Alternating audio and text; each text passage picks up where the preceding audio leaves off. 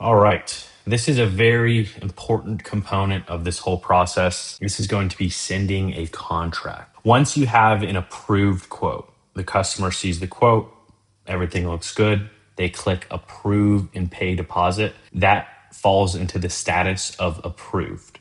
The quote is approved. Now, typically within 24 hours, we try to have a physical contract emailed over to the customer. Now, the contract is basically all the standard construction verbiage, whereas them approving the quote is just a way for us to collect the deposit for them to show their commitment for the project. So here's an example of a project that was approved. You have the customer's name here, and then we have the approved at the top. So what we're going to do is say Backyard Oasis was approved. I don't want to go through and actually approve it because it's going to trigger everything on the back end. So just for training purposes, we're not going to approve it. Just pretend that says approved. Once we have an approved job, we click more and we're going to be converting it to a job. This is essentially what converts everything to the work order. This is strictly for operations. So we're going to click convert to job. So boom, we have the new job pulled up. Nothing up here needs to be adjusted and nothing below billing. None of this needs to be adjusted. You already spent the time putting together the quote and all the details in the quote, as well as the scope of work document. So you don't need to touch any of this. The only thing you need to click on this page is we're assigning it to the project manager. So you're going to click schedule later, and then you're going to assign it to your project manager. Ours being Carlos. We're going to click email team about assignment. That way, Carlos gets a notification that says, hey, this is in the till, got to get started on everything. The project doesn't officially go into the scheduling queue until we get a signed contract. And contracts are very important because we have a 3-day cancellation period. So if a customer signs a contract on January 3rd, you're going to get paid on that commission. If a customer signs a contract on January 30th, because of that 3-day cancellation, you wouldn't get paid on that commission until March 1st. So that's why this is very important to get these sent out within 24 hours and kind of being on the customer's tail a little bit about getting it complete.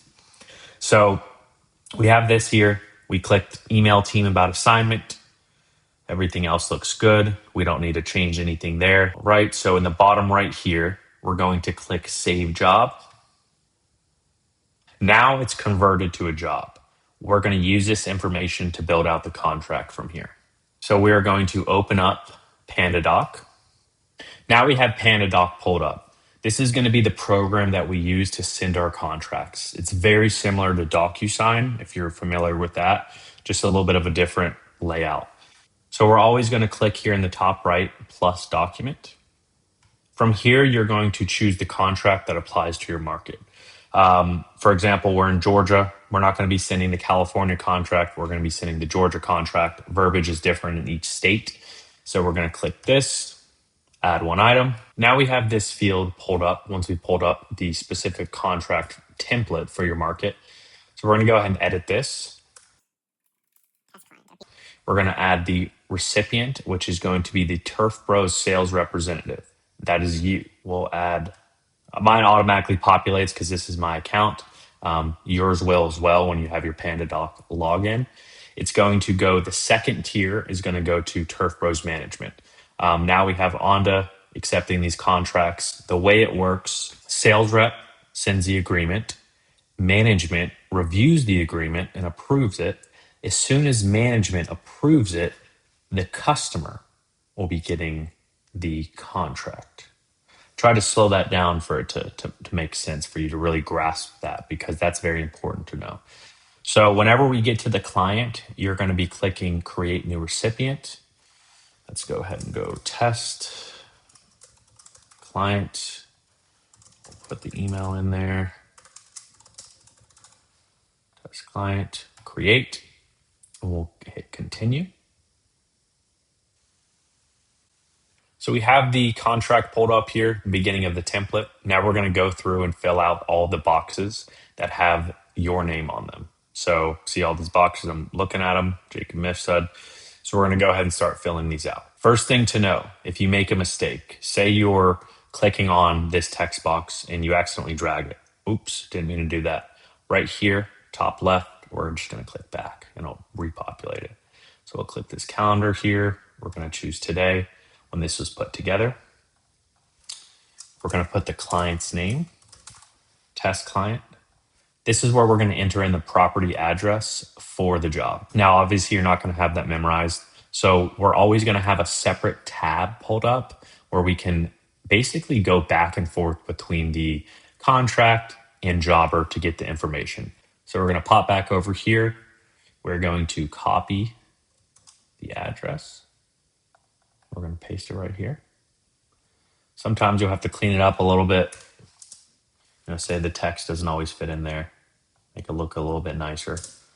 So that looks good. We have the address, and then now we're going to enter in the job number. This information is going to be when you converted the quote to a job. That's the number you're going to get there.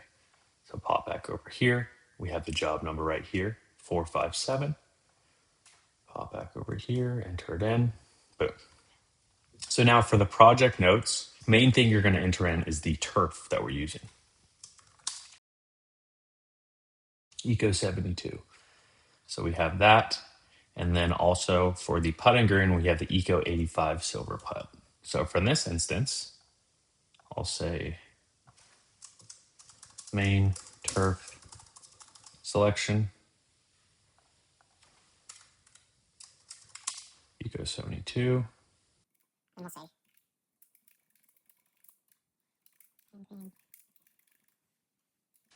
boom, putting green turf selection, Eco 85 silver putt. That looks good. And I always like to put a note here. Notice how I'm putting asterisks because I'm trying to bring the customer's attention to this portion. I'm going to say see scope of work document below for project details.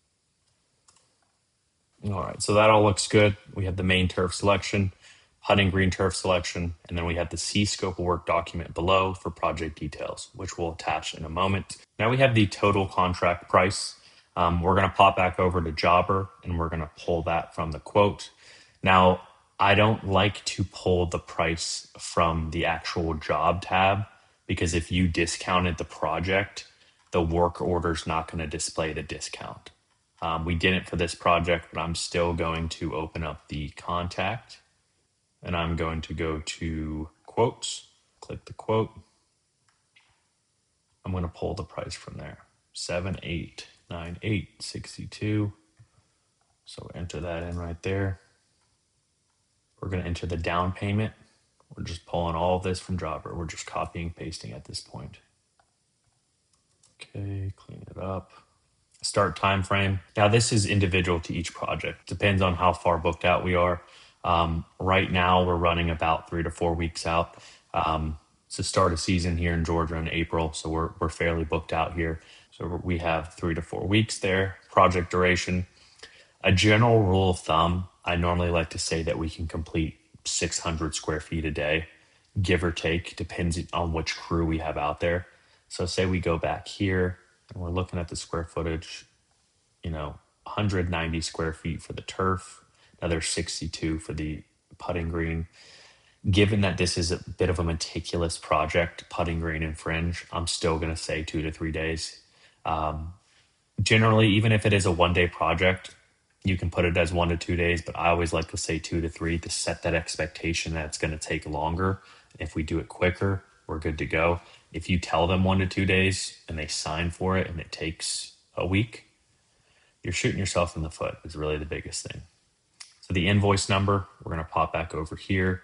So right now I have the quote pulled up, or you can go back to the job. You'll notice the big thing to notice is the quote has the tape measure here, and the job has the hammer. So we're always going to pull for the invoice, we're going to pull the job number. So we're going to pop over to here, throw that in there, clean that up. Okay. Nothing to enter in here. So this is where the customer test client is going to be signing. This is where you are going to put your signature in there. You're going to date it. That's all good to go. And we're going to scroll down here. We're getting close to the end here, so bear with me. So the total contract price, I know I should have it memorized at this point, but I still like to be sure, not guess. Down payment, it's all in there. See, I'm popping back and forth between the tabs. Due at signing.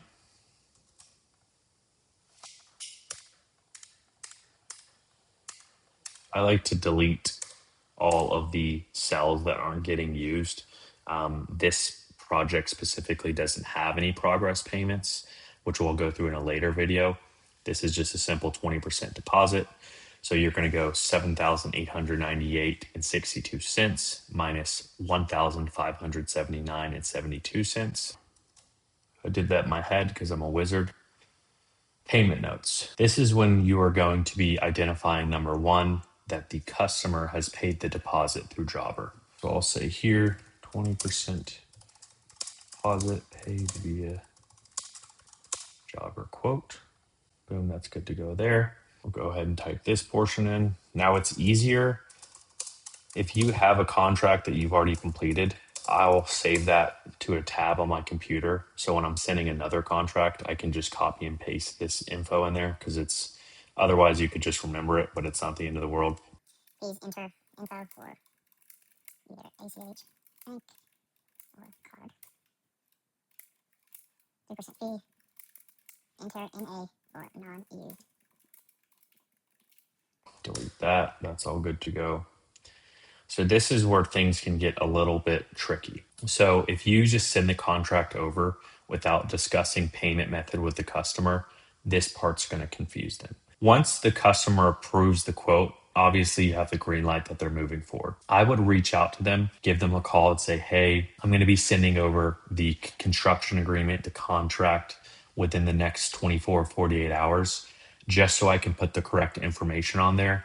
Do you know what payment method you plan on paying the remaining balance with? Once the project is complete and we've done the walkthrough, then we'll charge the remaining balance. So you can either enter in your credit card, which is subject to a 3% fee. You can enter in your ACH, which is basically just a wire transfer, or you can give us a physical check. Based on whichever one they said, you're going to delete the extra cells. So for instance, if they're like, hey, I'm going to pay by credit card, you're going to go through backspace. You're going to delete all of these. Because if you don't and you leave all of them ready to be filled out and a customer fills this out, it's not going to let them finalize it. It's going to confuse them and frustrate them because I entered everything in. It's not letting me move forward because these cells are still empty. So that's what you have to ask them. If they say we're not sure yet when you're trying to send over the contract, you can leave all these cells in, but it's better to know kind of going into it ahead of time. So this is good. We leave this for the customer. From here, we're going to add a couple PDFs that pertain to the project. First one is going to be the scope of work document. Second one is going to be the warranty information on the turf that we selected. Pretty easy to get both of those. First one, you're going to pop back to the quote, this tab right here, back in Jobber. It's always going to be on the right side here. We're going to click it. This is everything that we had went through in the part 3 video showing how to do the putting green. So we're going to download that, save it to your desktop, pop back over here, and boom, we'll add the backyard oasis. All right, so we have the scope of work document added here, all the information. All right, so you have the scope of work added, or the final step of the contract. The bottom here, we're going to click add content again, upload file. And from here, we're going to be adding the warranty information for the specific turf product that we priced out. For this customer, there's two. We have the Eco 72 and the Eco 85 putting green. So I already have the warranty info saved on my computer, so I don't have to go searching for it. I'll try to have all that loaded up on your iPad so you're not having to look around for it. If it's not saved your iPad, for example, you can easily acquire that from the Turf Distributors website. You're going to go over to warranty here and you're going to click product warranties. Any of the turf products you priced out are going to be accessible in here. For instance, the Eco 72, you would just save this PDF. And again, I have a whole folder with all of these different warranty information already saved in there, so I don't have to go to the Turf Distributors website. And that's going to be the goal for you. So we're going to pop back over here, select file, just go here, and then boom, Eco 72. That's in there. One last thing to add, make sure you scroll all the way to the bottom. You don't see any more pages, add it again. This is for the putting green turf. Right here, add it in, boom, good to go. 16-year warranty on the putting green turf. So now you have your contract complete. Something I like to do is I like to change the expiration date. The standard for any template is going to be 3 days. So we're going to top right corner here, we're going to click the 3 dots, change the expiration, and say a customer is like, hey, I'm out of town for the next 2 weeks. I know I'm not going to be able to sign it until they get back. Love to hear that. It takes 2 clicks for them to sign it, but there are going to be those customers. Say you want to add 14 days. Auto expire in 14 days after sending. Warn signers 1 day prior document expiration. Apply. So when you send this, it'll have 14 days for them to sign it. If you do not change that, more than likely going to expire by the first day they get the contract. By the time it goes through management, by the time the customer sees it and they need to review it, it'll expire and you're going to have to resend it. So top right here, this is how we're going to send it. We're going to click here, email, text, SMS, Turf Bros client, all of that is good. That's all good to go. And then we're going to click send document. Contract is sent. So that's complete. But to remind you in the order in which the contract is sent out, first you have the sales rep, then it's going to management. They approve it. And then the customer sees it. A job does not enter the scheduling queue until we get a signed contract. The rep does not get paid commission on the project until the 3-day cancellation period has passed. A customer signs the contract on January 14th. You're good.